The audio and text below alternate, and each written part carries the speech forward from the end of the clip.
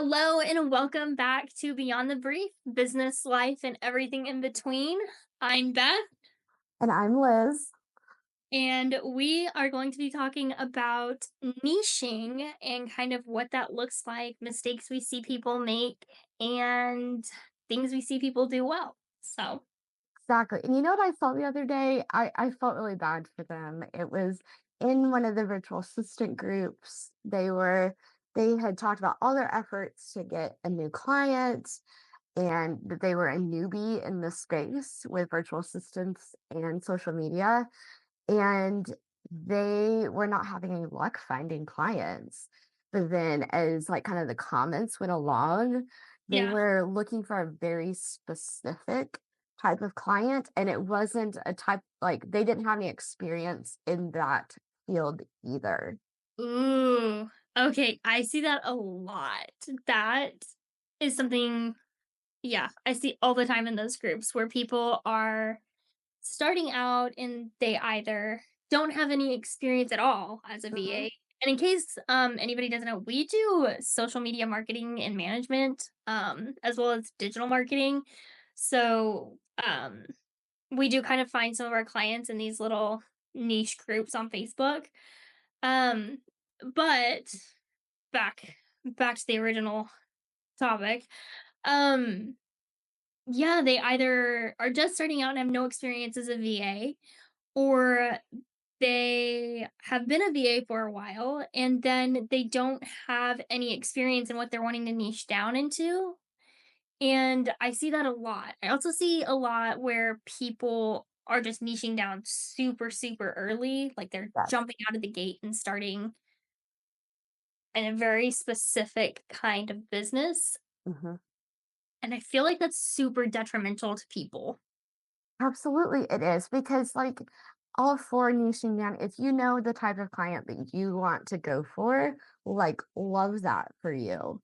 Because I'll say like myself, like who Greyway helps now looks a lot different than what it did when Greyway started years ago. Yes. So and that's okay, but just I love that people have that idea and they have that out of the gate, but sometimes they maybe jump it because they Mm, don't have the experience or they're not willing to be a student, so to yeah. speak, of, like, hey, like, I be open and honest, I don't know, but here's my expertise in the general aspect of things. So social media Right. or assistance or project management or whatever they may be focusing on. And it's just like I know sometimes people like love to say niche out of the gate, and I don't think that necessarily works for every skill set and every background, especially if the niche may be a bit of a pivot than what their previous skills are. And so that's why I think it's so important to really like as you're learning and growing in the social media management space, in the digital marketing, the project management, virtual assistant, all those titles that kind of fall under that aspect of things, to learn from multiple people, to research multiple people, and Right. not just stick to necessarily one methodology, because Mm, just to make sure, because niche may have worked for them, but it may not work for you, and that's okay. And that's really what makes this whole journey exciting, but also no, it can be very overwhelming. Is it's definitely not a you do A, B, C, and D, and then here you are successful.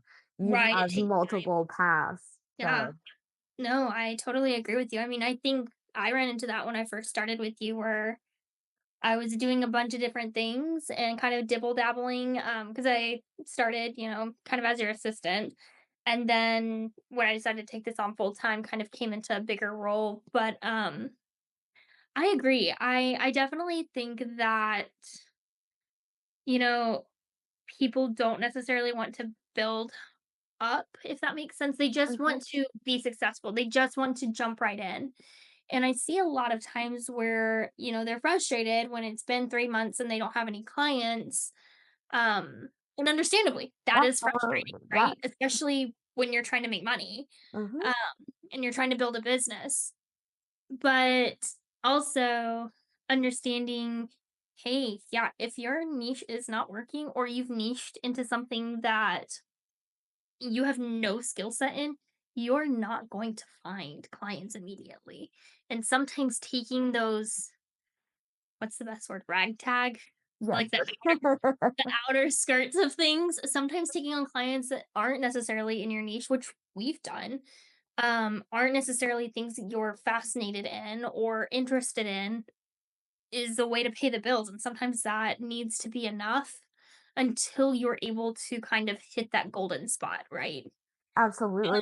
And sometimes, even, kind of having that one to pay the bills and maybe give you a little extra to invest in, there's Udemy classes, Coursera, if they offer a class kind of in that space that you're wanting to niche down into, just to give you a bit more of leverage into, okay, I didn't have those skills to be able to pitch yourself as in like, hey, I'm learning, I'm growing, I've taken these courses, I've really looked into things to show like you're willing to learn, right? Because a lot Right, of people say that they're willing to learn, but when it gets down to it, are they? they're they're not willing to take the time or willing to do, the work, I guess.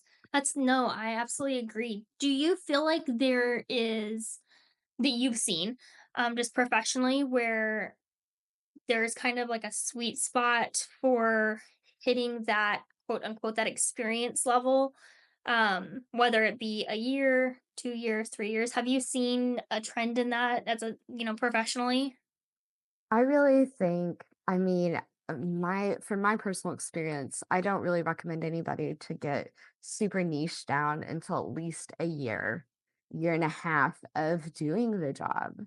Just Right. because, you may be like, oh, I want to work with authors, and then you get what more of what that entails and understanding like their type of content, and then you're like, I really hate this.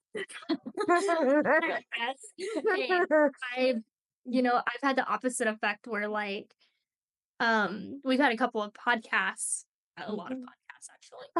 And I specifically remember telling you, "Oh my god, I hate video editing. I hate editing podcasts. I find it so boring, blah, blah, blah."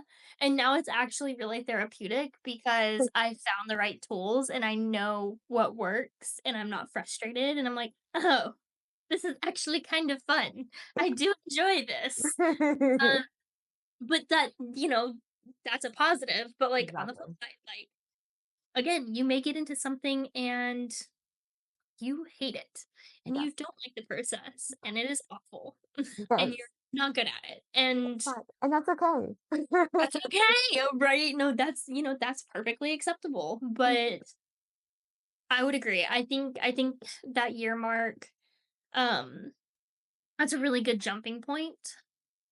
I 'Cause definitely think you're gonna run into things, right, where, like, we've ran into that, where people or companies want X amount of experience, whether that be 3 years, 5 years, 7 years, whatever. mhm, Um, I've applied for several positions with executive VA companies, mhm, medical assistant companies, virtual medical assistant companies, where even my 10 years of experience doesn't cover, what they're looking for. yeah, That's okay. yeah, and that's what and I think that's why also kind of that year is great to, like, kind of try to get that vast differing experience because Mm, just so that you kind of, like, have that as your base as well, and then, like, if you need to jump back or you have it down the road and you're looking at a role that is in that space, you're like, "Oh, hey, I actually did that." So yes, yes. and it's so different because it's, like also with that, I think a caveat would be NDAs, like roles Mm, where you've had NDAs because that is like I've had a role for a very long time with a company and I really grown with them, but I you can't can't say share anything about anything. it. Right. And Yeah. so it's like because it's like there's been some really great results of the work I've done, and then it's just like Yeah, I understand you wanna see I something, and I I don't did have nothing favorite. about that. Yes, yeah. I, um I definitely see how that, complicates things and understanding, hey, like, yeah, you signed this NDA and you can't use any of this information. You can't use any of the success that you've had to market your skills essentially. Um, and that's difficult, as Yes. we have discovered.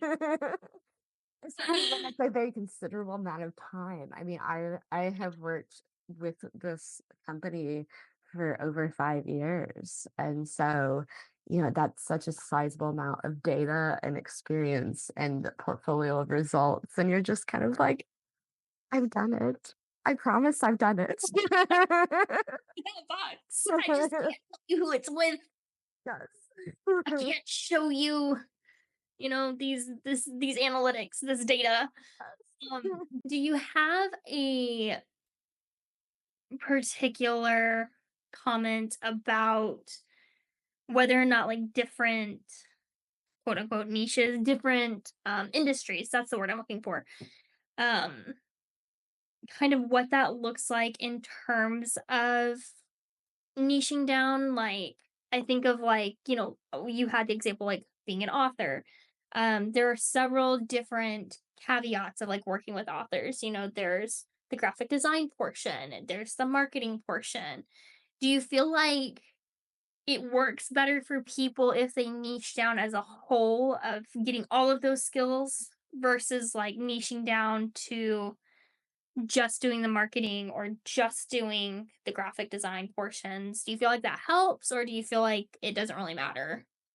I think it kind of depends on the person. It's such a vague answer, I know, but it just, like, I have some wonderful connections professionally, and they just do one thing. So, like, one of them, they just do Facebook and Instagram ads. They don't mess much with the graphics or the copy. They will if they have to, but they have really established themselves. That's all they do, and they are absolutely fantastic at it.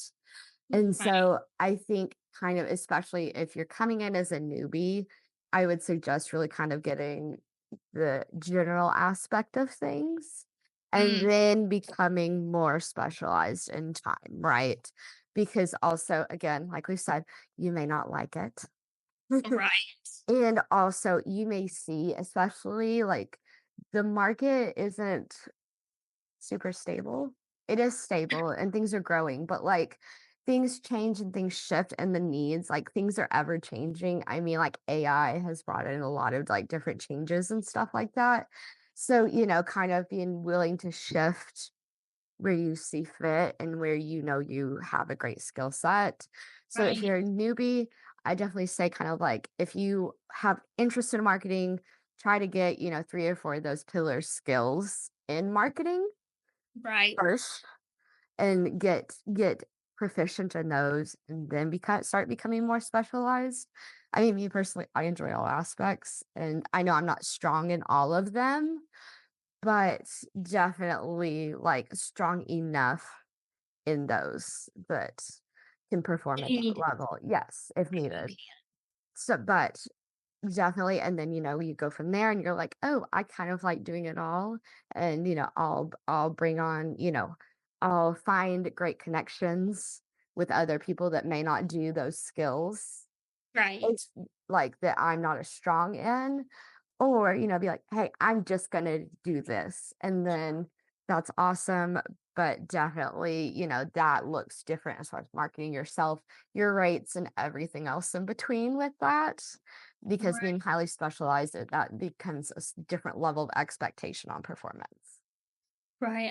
I definitely agree. Speaking of rates and things, do you feel like you see a lot of times where people who are just coming into being a VA, where they're overpricing themselves in terms of their skill sets, or do you see them underpricing themselves? Both. Yeah. Both. I mean, and I was guilty of for a long time of underpricing. Like, I think also the market that you live in sways that a bit because Yes. you kind of see what that looks like, and even though, like, those skills in a traditional 9 to 5 that looks different, you're still kinda like, "Oh, well, if you're networking locally, you kind of gotta be Right. a I mean, I similar think range." yeah, that But goes for anything. still, like, that was very low in comparison. Right. And then I see people that they come in and they're very and I love the confidence. I am here for the confidence. Right, like, so, but But, also like, it is too much for what you're offering. Like, I right. mean, oh, I've been on one with our conversations and hot takes, and I mean, hot take, honestly, like, no one's gonna pay $30 an hour to do basic data entry. No. Yes, that yes, yes. Now, understandably, we've talked previously about just between the 2 of us about how, being a nurse here where I'm at is gonna have a different payout than being a nurse where you're at, Yep, versus if either one of us were in New York, the cost of living is more, yep, right? And so there's an expectation that these people are going to be charging more for their skill sets, especially if they're working locally than we do. And that's understandable. That's basic economics, right? But also the fact that like people don't necessarily research what they're doing, yes. or what that looks like in the context of where they live at. And that's something I see a lot where like it's just completely skewed. Yep. And of course, like we run into things with some of the groups that we're in where, you have foreign VAs that are getting paid pennies to the dollar when they're immensely skilled. And Have another thought on that here in a second. no, like I don't, we've talked about how people should get paid what they're worth and they should be paid for the work that they're doing. Yes, Um, and how just unfair that is and how frankly disrespectful. Right? Like absolutely. Like, as business owners, we understand, like, especially with things here lately, the bottom line keeps getting smaller and smaller and smaller with the yeah, cost of everything. But, like, still, like, there has to be within reason of what you can pay somebody right, and for what you're asking them to do. right. And that also goes with a lot of the international VAs and social media managers, they are so skilled. And just because they do have a lower cost of living, it doesn't mean that it's pennies. Like, a lot of them they're getting very underpaid because Yes. they feel like they have to, from what I've seen, because that's all that people are offering. And that's really a shame. Yeah. That's really a shame because also a lot of times their cost of living that isn't as It's low, and not that drastically different. it's not a living wage for them. The States has changed to where they feel it seems almost backed into a corner to take it. Yes. Whereas their skills are worth so much more, and I've even seen that with here in the States, like, people are like, "Well, I've been looking for months, something's better than nothing," and they have a very high value skill, and they're accepting a third of their what they should be getting Yes. paid because it's something, Right. and I don't know, that rubs me the wrong way in so many ways just because it's like, you're paying for their skills. You're paying for our skills. You're paying for our Yeah. experience and knowledge and keeping up on things. I mean, frankly, social media changes all the time. Mm, And trends. Just talked about trends, yes.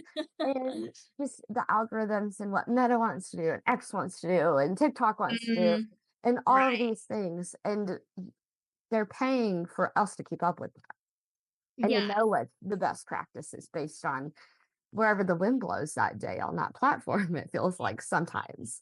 That And it just there's a medium, and definitely I agree with you. Like, just do your research, and also marketing yourself if you're going to do local versus national to wherever the country you're residing in, and also international, because obviously all three of those are different markets as far as how to market yourself, Mm, the pay, and mm, the nasty word that all of us business owners cringe at, taxes. mm, yeah. Just Listen, it gets complicated, and it can get messy very quickly if you haven't done your research on that. And that definitely, we've talked. I mean, I did not know what I was getting into the first year being fully self-employed, and I got you told me what I was getting into and I still didn't grasp it. it's a whole nother like knowledge sector. And so just like do your research and taking on international clients, it looks very different. And Yeah. that's why sometimes I will say platforms like Upwork and Fiverr can be great because they kind of wrap that up Yeah, for for you. you. Right. I agree, I agree. I definitely think also, and this might be a hot take, but I think Mhm, that's one of the reasons why packaging can be really difficult. mhm, Um, I mean, we package our stuff, right? But when it comes to pricing, someone who's here locally, like if we work with a local business, their budget and again, what an hourly wage for us is going to look like here is going to be vastly different than if we take a client in New York for the same thing, yep. and kind of balancing that, figuring out where that fine line is of, Mhm, yeah, okay, where are the ethics in this, right? Can be really difficult. absolutely. And I think it's a lot of trial and error. I God, mean, yes. how I wasn't that long ago, we were having that conversation of what that looked like, just because it's like things change and things shift, and it's what's worked at this point is not going to work at this point, and that's so hard to keep up with as a business owner sometimes, and also be willing to be that flexible. Yes, yes. That's something I love that you bring that up because I think that that's something that people struggle with, and I get, like, being the way that I am, the way that my brain works, I do not do drastic change very well. It takes me some adjustment, and I will openly admit that.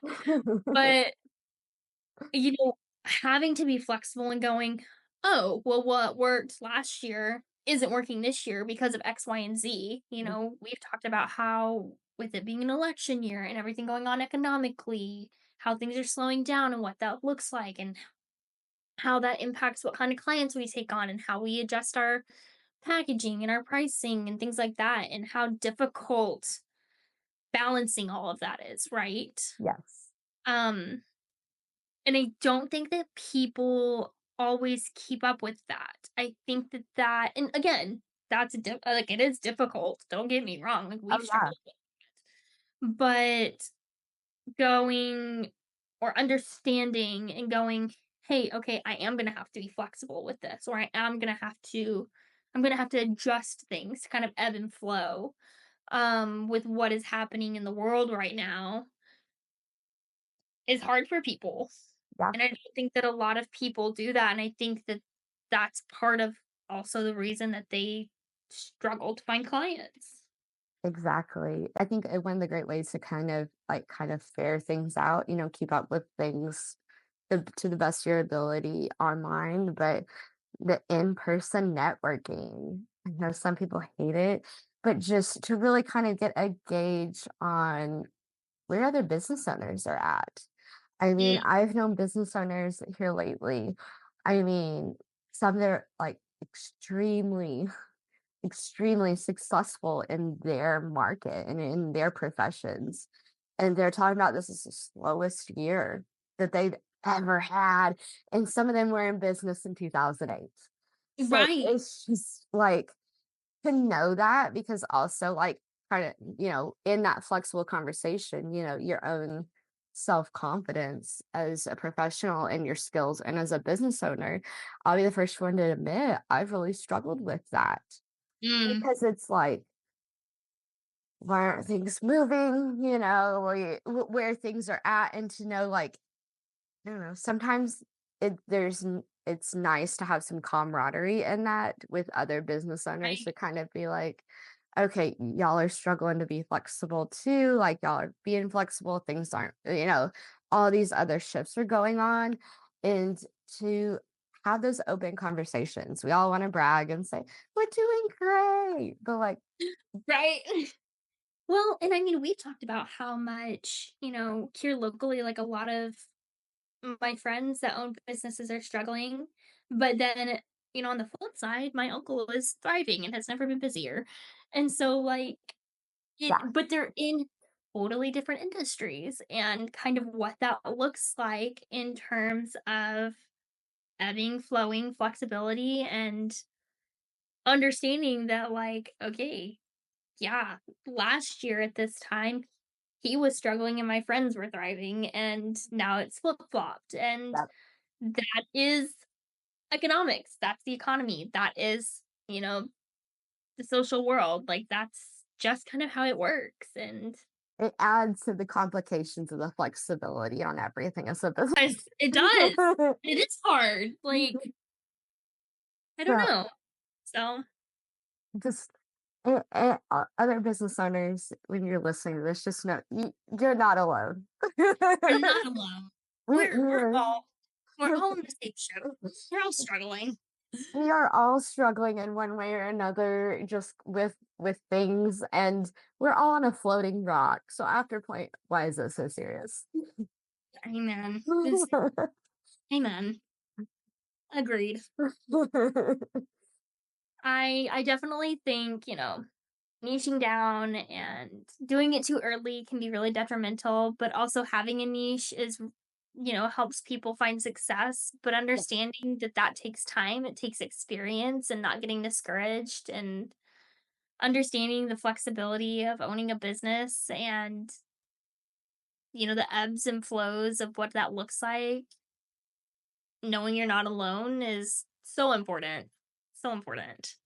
Absolutely, to all of that. It really goes hand in hand because, the flexibility and the niching down, but, if you're wanting to niche into a new area, don't get discouraged. Like, there's other options, you have other avenues to be able to break into that side of that profession or that industry that you're wanting to. It just may not happen as quick or as, Right. the way you want it to exactly in your to-do list. Right. Yes, your plans for A through C. Yes. Absolutely. Absolutely. But, I think next week we're gonna talk about taking on different clients that may Okay. not agree with us. Yes. There might be some hot takes in that next week's episode. Uh, Absolutely. we're gonna get brutally honest on that, but really diving down to really kind of like, is that okay? How does that look like? And kind of really some of those boundaries that we've experienced when taking on clients that we don't agree with.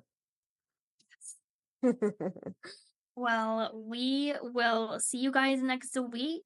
And if you're looking to find us on social media, my business is under the Foxton Creative, and you can find my lifestyle page at the Fox Moose and Munchkin. I've always loved that Instagram name. My business is under The Gray Way Solutions, and that is gray with an AY, not an EY. And my lifestyle and everything else is under TheElizabeth_Marie. It's the Elizabeth Marie. Awesome. Thanks, guys. We'll see you Thanks, guys next y'all. week.